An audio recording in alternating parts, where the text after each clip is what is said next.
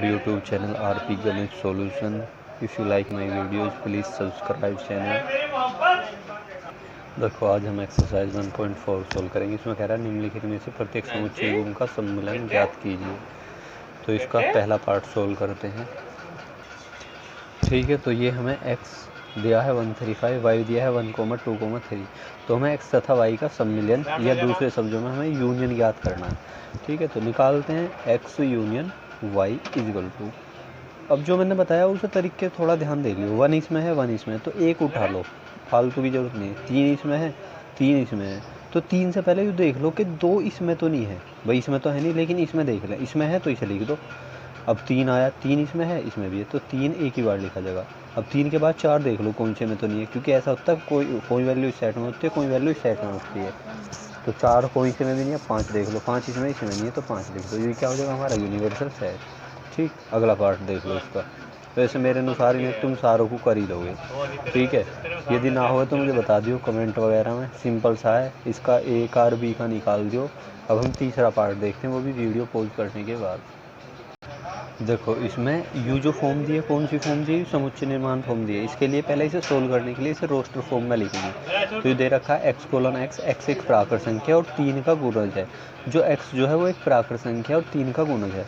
तो सेट ए क्या बनेगा ये समझ लो बस। 3 का गुणज पहला 3 होगा, दूसरा 6 होगा, तीसरा 9 होगा, फिर अगला कितना होगा 12, फिर उससे अगला 15। अब इन्होंने कोई फिक्स तो दिया नहीं। यदि कह देता कि x ऐसा करके कि x लेस देन या ग्रेटर देन इतना इतना, तो वहाँ पर गाड़ी जाकर रुक जाती।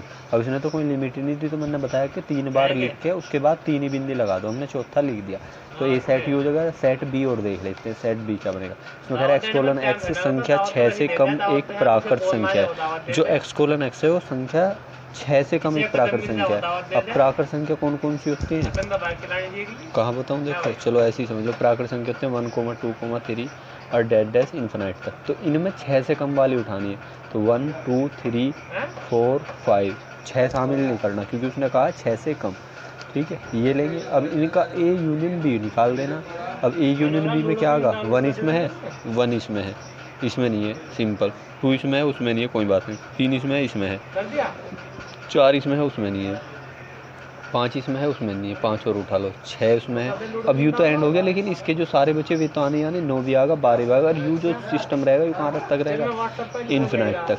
अब इसे या तो आंसर शीट में यही आंसर दे रखा हो, या फिर दूसरे लफ्ज़ों में थोड़ा मतलब जो फॉर्म दिया है समुच्चय निर्माण फॉर्म में, तो आंसर कोशिश करो कि समुच्चय निर्माण फॉर्म में निकाल दें। तो इसका ए यूनियन बी को समुच्चय फॉर्म में लिख देंगे। x: यू लाइन तो लिखनी है।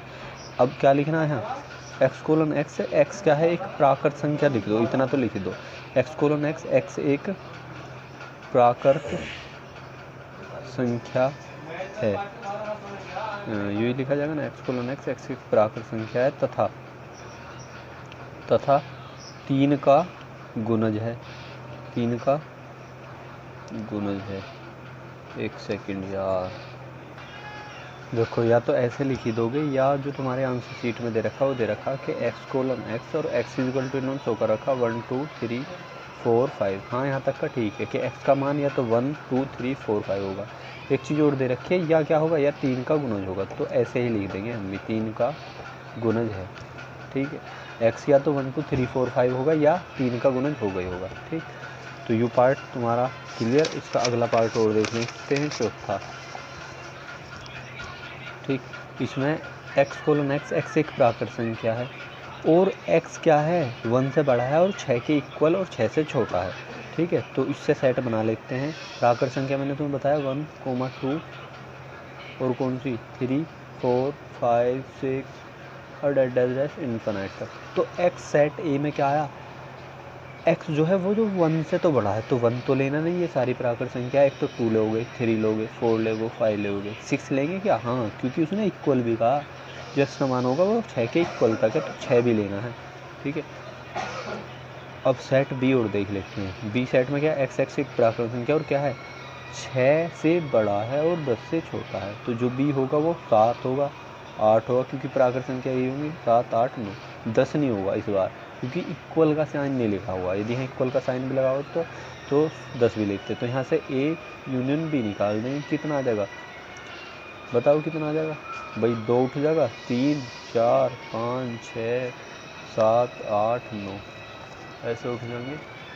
और इसके बाद इसे समुच्चय फॉर्म में शो कर देंगे बस, ए यूनियन बी इन्हीं की तरह शो कर दो। क्या करना है, एक्स कोलन एक्स, एक्स एक प्राकृत संख्या है, एक्स एक प्राकृत संख्या है, और क्या है, और एक्स जो है वो 1 से क्या है, बड़ा है, और 10 से छोटा है।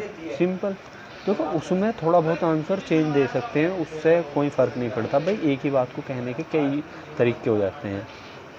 कैसे कैसे बनाओ प्रैक्टिकली, मान लो जैसे नूर जी खाना खा लो, एक तो ही हो गया खाना खा लो, एक भोजन खा लो, एक पेट भर लो, इसी टाइप से मतलब मेन टारगेट तो वही है। चलो अगला देखते हैं। ए इक्वल टू 1, 2, 3 और बी इक्वल टू दे रखा है, इसमें बी इक्वल टू दिया है हमें 5। अब इसका इंटर यूनियन लेना है, तो ए यूनियन बी क्या होगा बताओ तुम मुझे। मैंने बताया प्रत्येक सेट में 5 होता है, तो 5 इसमें लिखो चाहे मत लिखो कोई मतलब नहीं। तो 5 दोनों में से कॉमन आ गया, लिख दिया हमने। ठीक, अब क्या बचा 1, 2, 3।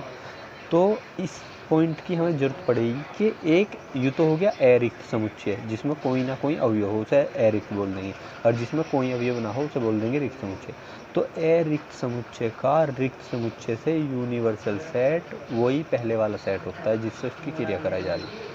क्लियर। अब इसका पार्ट नंबर 2 देख लेते हैं, मतलब क्वेश्चन नंबर 2 इसमें कह रहा है मान लीजिए a equal to a b equal to a b c, तो क्या a उपसमुच्चय b है और a यूनियन b ज्ञात कीजिए। अब तुम्हें इस पार्ट को समझाते हैं थोड़ा तरीके से। दूसरा मैं वीडियो पॉज कर लेता हूँ, मैं लिखता हूँ पहले। अब यहाँ हमसे पूछ जगह a यू सेट है, b यू सेट है, हमसे पूछ जाएगा कि क्या a सबसेट b है या a जो है वो b का उपसमुच्चय है। अब देख लेते हैं, a इसमें है, a इसमें भी है, b इसमें है तो b इसमें भी है। तो हम यहाँ ये लिख सकते हैं कि a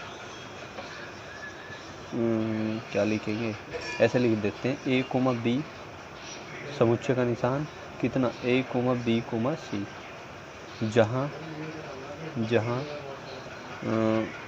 a और b बिलोंग्स टू, a तथा b बिलोंग्स टू किससे, सेट a से b, सेट a तथा सेट b से। या ऐसे लिख दो a comma b belongs to a और a comma b belongs to set b। जो यू a आया, यू वाला a आया, यू सेट a में भी है, और यू जो a है यू सेट b में भी है। तो इसलिए क्या हो जाएगा a subset b, a subset b. ये मैंने नीचे लिखा, ये थोड़ा ध्यान नहीं दिया। अगला पार्ट देखो, इसमें क्या कह रहा है ए यूनियन बी ज्ञात कीजिए। तुमसे ए यूनियन बी निकलवा रहा है, सिंपल है भाई, निकाल लेना चाहिए। ए इसमें ए उठाओ जी, बी इसमें उठा लो जी, सी उसमें उठा लो जी, जय श्री राम हटाओ, क्या है इनमें कुछ नहीं है। अगला देखो, सिंपल से क्वेश्चन है, क्वेश्चन नंबर 3। ये कह रहा है यदि ए और बी दो ऐसे समुच्चय हैं कि ए उपसमुच्चय बी, तो ए यूनियन बी क्या होगा। अभी मैंने अभी पॉइंट समझाया था तुम्हें, तो थोड़ा बहुत समझ में आया नहीं आया, क्यों उसी पे बेस्ड है।